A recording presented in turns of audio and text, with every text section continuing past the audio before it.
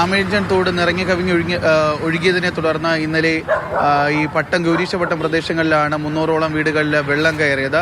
പക്ഷേ ഇന്നലെ രാത്രിയൊന്നും തന്നെ വലിയ രീതിയിലുള്ള മഴയില്ലാത്തത് കൊണ്ട് ഈ വീടുകളിൽ നിന്നുള്ള വെള്ളം ഇന്നലെ രാത്രിയോടുകൂടി തന്നെ ഇറങ്ങിപ്പോവുകയും ആമേഴഞ്ചൻ തോടിൽ സ്വാഭാവികമായുള്ള വെള്ളമൊഴുക്ക് ഉണ്ടാവുകയും ചെയ്തിട്ടുണ്ട്. അതുകൊണ്ട് തന്നെ ഇന്ന് തിരുവനന്തപുരം നഗരത്തിൽ അത്ര വലിയ വെള്ളക്കെട്ടൊന്നും തന്നെ ഒരു പ്രദേശങ്ങളിലുമില്ല. ഈ മേഖലകൾ, അതായത് ഈ ആമേഴഞ്ചൻ തോടിൻ്റെ സമീപത്തുണ്ടായിരുന്ന പ്രദേശങ്ങളിൽ വീട്ടിൽ വെള്ളം കയറിയ ആളുകളെയൊക്കെ തന്നെ ഇന്നലെ കോർപ്പറേഷൻ ഡെപ്യൂട്ടി മേയർ സ്ഥലത്തെത്തി ഇവരെ കുന്നുകുഴി സ്കൂളിലേക്കാണ് മാറ്റിയിരുന്നത്. ഇന്നിപ്പോൾ ഇവരൊക്കെ തന്നെ ഈ കുന്നുകുഴി സ്കൂളിൽ നിന്ന് വീടുകളിലേക്ക് എത്തി അവരുടെ വീടുകളിലുള്ള ചെളിയൊക്കെ തന്നെ കഴുകിക്കളഞ്ഞ് അവരുടെ സാധനങ്ങളൊക്കെ തന്നെ ശരിയാക്കുന്ന ഒരു കാഴ്ചയാണ് നമ്മൾ നേരത്തെ കണ്ടത്. ഇപ്പോൾ ഞാൻ ഈ നിൽക്കുന്നത് ഇന്നലെ രാത്രി ഈ പെയ്ത മഴയിലൊക്കെ തന്നെ കാലപ്പഴക്കം വന്ന ഒരു ബിൽഡിങ്ങിൻ്റെ ഹോസ്റ്റൽ കെട്ടിടമാണ്. ഇത് മാതാ കോളേജ് ഓഫ് പാരാമെഡിക്കൽ ഇൻസ്റ്റിറ്റ്യൂട്ട് എന്ന് പറയുന്ന ഒരു കെട്ടിടത്തിൻ്റെ ഹോസ്റ്റൽ കെട്ടിടമാണ്. ഇതിനാണ് ഇന്നലെ രാത്രി വലിയൊരു രീതിയിൽ വിള്ളൽ വീഴുകയും ഫയർഫോഴ്സ് സംഘം സ്ഥലത്തെത്തി ഉടൻ തന്നെ ഇവർ ഡിസാസ്റ്റർ മാനേജ്മെൻറ്റിനെ വിവരം അറിയിക്കുകയും ഇവിടെ നിന്നുണ്ടായിരുന്ന താമസമുണ്ടായിരുന്ന ഏകദേശം 20ഓളം വിദ്യാർത്ഥികളെ സമീപത്തുള്ള മറ്റൊരു പ്രദേശത്തേക്ക് മാറ്റുകയും ചെയ്തിട്ടുണ്ട്. എന്തായാലും ഇവിടെ ഇനി ആർക്കും പ്രവേശിക്കാൻ പാടില്ല എന്നാണ് ഡിസാസ്റ്റർ മാനേജ്മെൻറ്റ് മുന്നറിയിപ്പ് നൽകിയിരിക്കുന്നത്.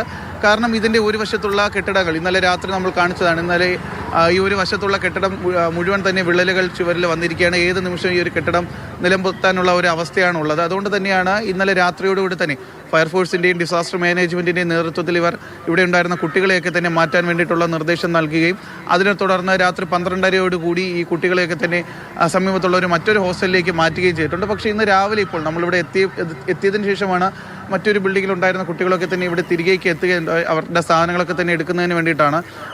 എന്തായാലും ഈ ഒരു കെട്ടിടത്തിൽ ഇനി ആരും താമസിക്കാൻ പാടില്ല എന്നുള്ള ഒരു മുന്നറിയിപ്പാണ് ഡിസാസ്റ്റർ മാനേജ്മെൻറ്റ് കൊടുത്തിരിക്കുന്നത്. അതുമാത്രമല്ല സമീപത്തുള്ള ഹോട്ടലുകളുണ്ട്. ഈ ഒരു SS കോവിൽ റോഡ് എന്ന് പറയുമ്പോൾ കെട്ടിടങ്ങൾ ഇങ്ങനെ തിങ്ങി നിറഞ്ഞിരിക്കുന്ന ഒരു പ്രദേശമാണ്. അതുകൊണ്ട് തന്നെ സമീപത്തുള്ള 1-2 ഹോട്ടലുകളുണ്ട്, സ്വകാര്യ ഹോട്ടലുകളാണ്. അവരോടും അവരുണ്ടായിരുന്ന ആളുകളെയൊക്കെ തന്നെ മാറ്റുന്നതിന് വേണ്ടിയിട്ട് ഇന്നലെ രാത്രി ഫയർഫോഴ്സ് സംഘം നിർദ്ദേശം നൽകിയിരുന്നു. കാരണം ഈ ഒരു കെട്ടിടം പൊളിഞ്ഞ് വീഴുകയാണെന്നുണ്ടെങ്കിൽ ഇത് വലിയൊരു കാലപ്പഴക്കമുള്ള കെട്ടിടമാണ്. കെട്ടിടത്തിനകത്ത് തന്നെ കിണറൊക്കെ ഉള്ള ഒരു രീതിയിലുള്ള ഒരു പഴയ ബിൽഡിങ്ങാണ്. അപ്പോൾ അതുകൊണ്ട് തന്നെ ഇന്നലെ കൂടി പെയ്ത മഴയും അതുമാത്രമല്ല ഈ കെട്ടിടത്തിന് സമീപത്തായിട്ടുള്ള വസ്തുക്കാർ അവർ ഇന്നലെ അവിടുന്ന് മണ്ണിടിച്ച് മാറ്റുന്ന ഒരു അവസ്ഥയുണ്ടായിരുന്നു. അതുകൊണ്ട് തന്നെ ആ ഒരു മണ്ണും കൂടി ഇടിച്ചു മാറ്റി ദുരിതം അനുഭവിക്കുന്ന ഒരു അമ്മയുടെ പ്രതികരണത്തിലേക്കൊന്ന് പോവാം.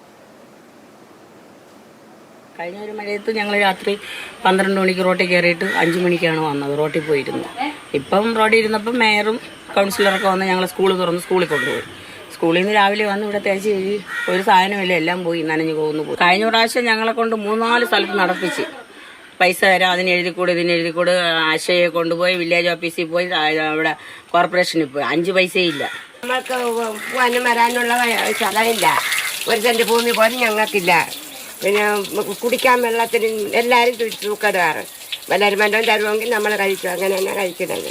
ജോലിക്കൊന്നും പോകാൻ വയ്യ. കയ്യും കാലും ഒക്കെ ഒഴിക്കളവൻ്റെ വയ്യ. മോൻ അട്ടാക്ക് തൂക്കടായിട്ട് കിടക്കുന്നു. തന്നെ നമ്മൾ വല്ലരും ഒക്കെ തരുന്നതാണ് നമ്മൾ കഴിക്കുന്നത്.